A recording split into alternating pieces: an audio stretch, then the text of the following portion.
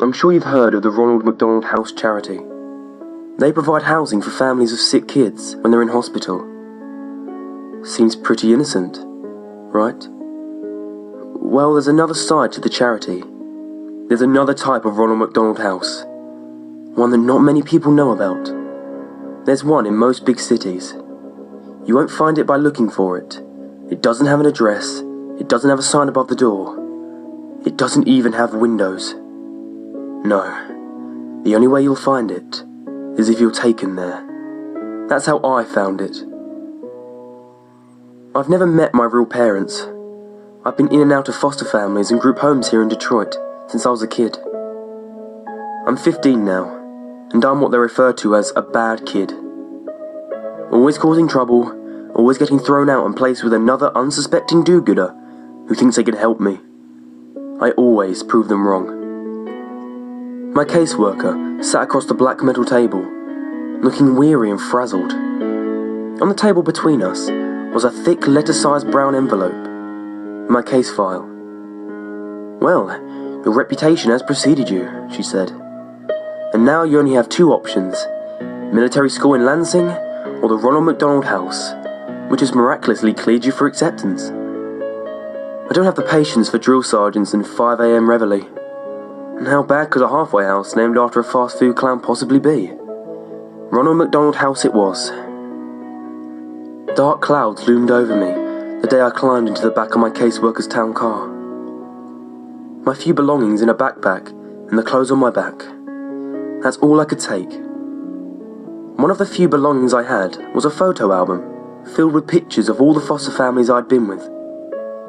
It was nice to remember some of them, even though I'd royally fucked it up each time. "I've had a few cases who went through the Ronald McDonald House," the caseworker said from the front seat.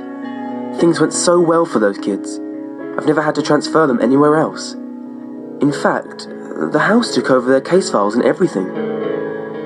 We drove into downtown Detroit, past all the familiar landmarks.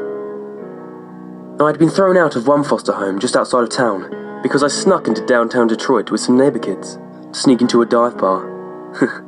Good times. Well, here we are. The car came to a stop. I looked out the window. We had parked in front of a tall, grey, windowless building, sandwiched between two other industrial buildings on a narrow city street. I noticed there was an address on the building to the left, and one on the right, but none on this particular building. Not even a sign. "Are you sure?" I asked, hesitating as I opened the car door and climbed out of the back seat. I slung my backpack over my shoulder, clinging tightly to the strap, and followed the caseworker up to the windowless metal doors. She pressed a buzzer and spoke to someone inside. The doors clicked to unlock. We walked in. As soon as the metal doors closed behind us, I noticed the pin-drop silence. It was the sort of silence that is so oppressive and empty. It almost deafens you. Across the dimly lit lobby, there was a glass window with someone inside. A secretary. She was turned away, typing something intently. We walked over to the window. The caseworker rang a bell on the counter, and the secretary spun around in her chair. Her face was painted like a clown. Like Ronald McDonald, in fact. She even had the short, curly red hair. Otherwise, she wore a typical white nurse's dress. I wanted to laugh at how bizarre it was, but I couldn't. A chill swept down my spine. Something wasn't right. I watched as the nurse and my caseworker interacted. Paperwork was passed through the window. The caseworker slid my case file under the glass, as the nurse slid her some papers to sign. As my caseworker signed the papers, the nurse looked at me. Her smile should have been warm and welcoming, but all I saw in her eyes was hunger. I can't stay here," I stammered loudly. "Take me to military school in Lansing, please." "What's the matter, sweetie?" the nurse asked, her voice muffled slightly by the glass. "Afraid of clowns?" I looked into her hungry eyes. Now there was a malicious glint as she laughed. My caseworker laughed too, obviously, and said, Now, don't overreact. You'd hate the military school. Besides, this will be good for you. "Yes," said the clown nurse. "This will be good for you." Before I could object, I heard a slam behind me. I spun around to see an open door in the far corner of the lobby, to the left of the front desk window. There was no one there, just the light that flooded in from the door. Then, the creeping shadows.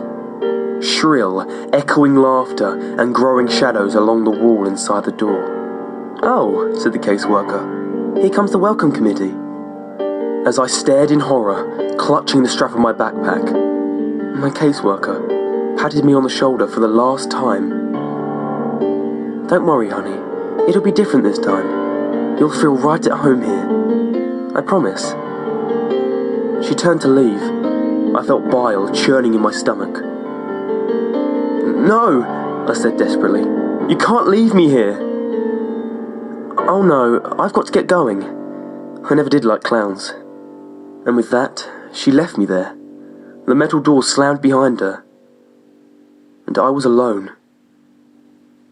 I faced the open doorway by the front desk again. The shadows had almost entered the room, and the piercing laughter was filling the lobby with sound. I ran for the front doors, pounded and yanked and pushed and screamed for help, screamed for my caseworker, screamed for anyone, please, God. I turned to see the nurse behind the glass, smiling at me again. And then they entered, laughing all the while. A whole group of laughing nurses with clown faces and red hair. Some male, some female, but all with the same terrifying Ronald Mcdonald makeup. And in the dim light of the lobby, I could see the glint of metal tools in their hands. Coming up the rear was a pair of clown nurses rolling a metal table, complete with restraints. "Get the fuck away from me!" I screamed. I pounded at the metal doors again. "Let me out of here!" They surrounded me, grabbing me as I thrashed and screamed and tried to tear myself away. Laughing as I kicked and squirmed, they slammed me onto the rolling table and strapped me down. I looked around wildly. I was surrounded. "Let me go!" I screamed, twisting and turning and pulling at the restraints. They rolled me through the open doorway and down a seemingly endless white hallway. They laughed and laughed and laughed. They waved their shiny scalpels and razors and needles mere inches from my face, just to make me flinch and scream. This made them laugh even harder. The last thing I remember, before one of them finally injected me, was the hands, gloved fingers prodding inside my mouth and pulling at the sides of my mouth, distorting my screams and forcing an unnatural grin onto my tear-streaked, sweaty face. Hot, rancid breath in my face as they whispered, perverted voice speaking the words, "We love to see you smile." Then, as the maniacal laughter seemed to warp and wind down like a dying record player, everything faded to black. I opened my eyes and I was blinded by bright lights above, shielding my groggy eyes from the fluorescent bulbs. I turned on my side and looked around. A cell, tall white walls, covered in scratch marks and stains. A small drain in the corner of the floor. My toilet, perhaps? A door with no windows, and on the floor by the door, my backpack. I tried to sit up. My body ached, and the moment I sat upright, my vision started spinning. I wonder what they drugged me with. I realised I was shivering. I looked down. I wasn't wearing my own clothes anymore. I was wearing a dirty, ripped hospital gown, bright yellow, with a pattern of Ronald McDonald's heads all over. Nothing underneath. I heard faint, muffled sounds from somewhere in the building. It sounded like screams. I tried to stand, but couldn't keep my balance. My vision was beginning to stabilise, but my body still felt like rubber. I sank to my knees and crawled over to my backpack. Before I got there, I tried to open the door. As expected, it was locked. I slumped onto the floor beside my backpack and unzipped it. All that remained inside was the photo album. They had taken my notebooks and pens and my cell phone. Of course I did. I wearily opened the photo album, but instead of the photos that had been in there, photos of myself and my previous foster families, photos where I attempted to look happy and hopeful even though I knew I wouldn't be there long. Instead of those photos, they were like crime scene photos, and in each one, I recognised one of my former foster families, brutally murdered and covered in blood. My heart raced and my stomach churned. I began to turn the pages quicker, each page a new photo, a new family, new carnage. I recognised their faces and the inside of their homes. I had lived with all these people, and now they were all dead. I came to the last few pages, a photo of a house at night, then a window of that house, then inside the house, a dark hallway with light coming from one doorway. Then a photo of my caseworker, brushing her teeth at her bathroom mirror. Then a photo of her looking at the camera in horror. Then a photo of the caseworker, naked, covered in her own blood, contorted into an unnatural position in her bathtub. I turned to the last page. Written inside the back cover of the photo album were 3 words. You never existed. I felt bile rising in my stomach. I threw the book to the ground and crawled over to the hole in the floor and vomited. They were right. Having killed everyone who ever knew me, it was as though I never existed. I heard more faint screams in the distance. I knew I had to get out. I wiped the vomit off my face with my hospital gown and crawled back over to my backpack. Hopefully they hadn't found my secret weapon. I unzipped the front pocket and reached down into the very bottom, my fingers scraping the fabric. Sure enough, there they were, flush with the seams in the bag, nearly undetectable. The pins I used for picking locks. I told you, I'm a bad kid. I leaned against the door and listened. I could hear footsteps approaching, but just as soon as they had come, they faded in the other direction. I knew I had to work fast. I jiggled the handle with one hand and picked the lock with the other hand. It was surprisingly simple. Holding the handle, I slowly pulled myself to my feet. I could maintain balance now. I pulled the door open just a crack. A clown nurse darted past. My heart almost stopped. But his footsteps didn't slow or change, and soon faded. He didn't notice me. I poked my head out the door, seemingly endless white hallways in either direction. The distant screams were louder now, coming from all around. Taking a deep breath, I stepped into the hallway and closed the door behind me. I decided to go right, passing doors identical to the door I'd been behind. I heard the screams and sobbing coming from behind each one. I stopped for a moment at one door. I heard the crying of a child inside. I jiggled the handle to see if I could let him out. Locked. I kept moving, looking behind me every few seconds to make sure no nurses had come into the hallway. Then I passed a set of white double doors. I stopped for a moment. The word "Play Place" was written in tall, thin letters across the width of both doors. I heard more screaming coming from within, the screams of multiple people, and laughter. The insane, shrill laughter of the clown nurses. I shuddered. I was afraid to find out what sort of torture was happening inside, and I knew I had to keep moving. I saw a door ahead with a stairway symbol. I headed for it. As I opened the door, I glanced behind me and saw 2 clown nurses emerging from the play place room. Their white nurses' uniforms were covered in streaks of blood.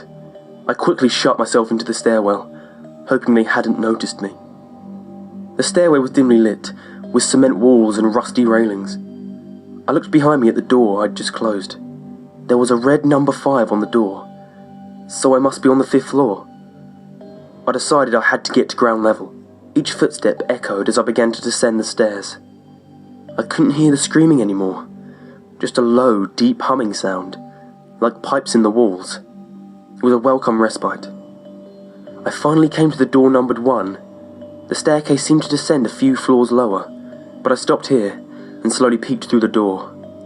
More white hallways, no clown nurses to be seen. So far, so good.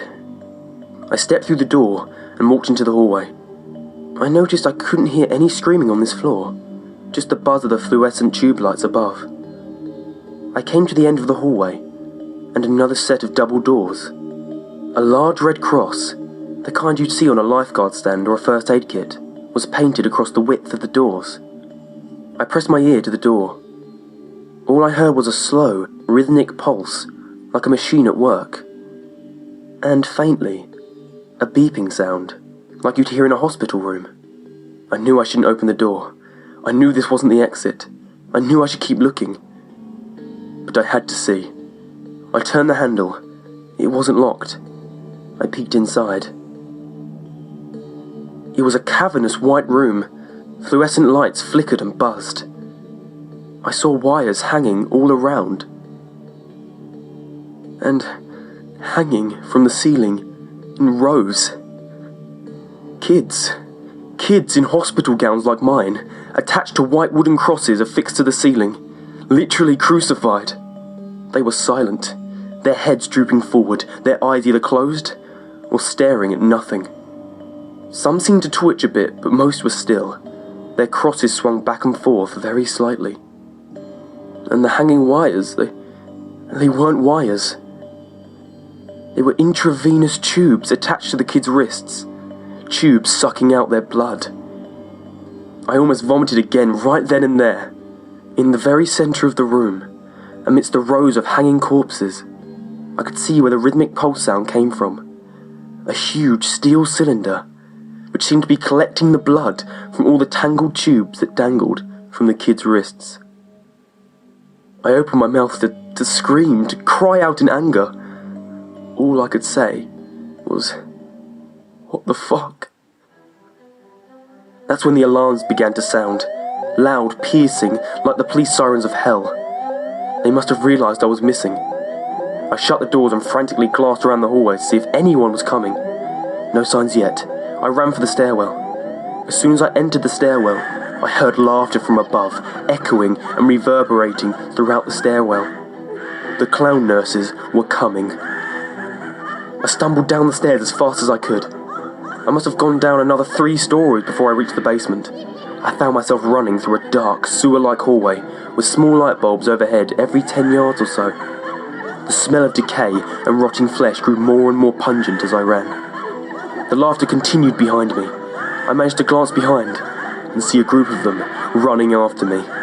I saw them come into the light, then become silhouettes again, their smiling faces and gleaming knives and needles pushing my adrenaline to the max. I ran past alcoves full of stacked, rotting corpses. But I couldn't stop. I couldn't think of anything but escape. I turned a corner and found myself facing the metal rungs of a ladder in the wall. I climbed it until my head smacked the ceiling. Below me, the shadows and laughter grew closer.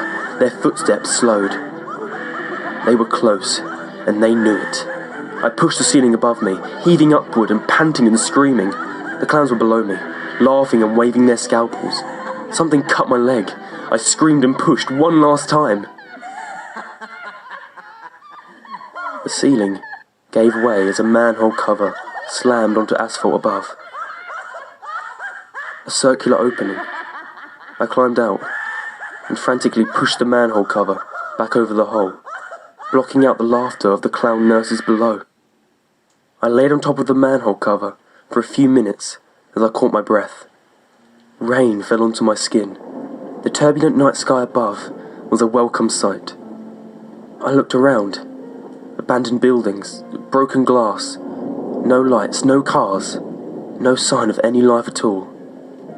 A police siren somewhere in the distance. Then, silence.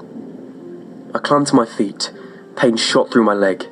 I looked down and saw a cut on my ankle where a clown nurse had slashed me. Bastards. Limping as best I could, I started to walk. "Hello?" I called out. The only answer was a distant roll of thunder. "Somebody, help me please!" My foot fell on something soft and mushy. I looked down. A newspaper. I peeled it off the wet asphalt. Most of the ink had faded, but I was able to make out the date. July 13th, 1992. I dropped it, an icy dread filling my stomach. I kept walking. "Can anyone hear me?" I screamed. "Please! Anyone! Please!" My words faded into delirious sobs. I stood still for a moment. The rain had soaked through my thin hospital gown. I shivered as the wind blew. Then, I saw a light in the distance. It was a big, yellow M in the sky. A McDonald's, of course. I limped towards it. When I came to the McDonald's, I saw that apart from the M, the rest of the building was completely dark. I walked cautiously towards the broken windows and looked in. Darkness. I turned and surveyed the play place outdoor playground. 10-foot-tall structures of coloured tubes for children to crawl through. Sitting at one of the benches was a familiar figure. The Ronald Mcdonald statue. You know, the ones where you could sit beside him, and it looks like he's got his arm around your shoulder. Every kid has seen it. I shuddered at the sight. The doors were unlocked. I walked in out of the rain. Silence. Darkness. I noticed the decor wasn't like the modern McDonald's you see. It was still the same as it was in the 80s, with the white plastic booths and red and yellow tiles. The wind seemed to whisper through the broken windows. I noticed something on the front counter. A black rectangle. I got closer. A laptop. A nearly new laptop. I let out a soft, delirious laugh. I knew what I was supposed to do. So I took the laptop outside and sat beside the Ronald statue. I opened the laptop and began to type this story. The rain is falling on the keys, but I don't care. There's nothing left to do now but wait. Because I've been noticing, out the corner of my eye, Ronald is trying to look over my shoulder. He's laughing now. All I can do is join him.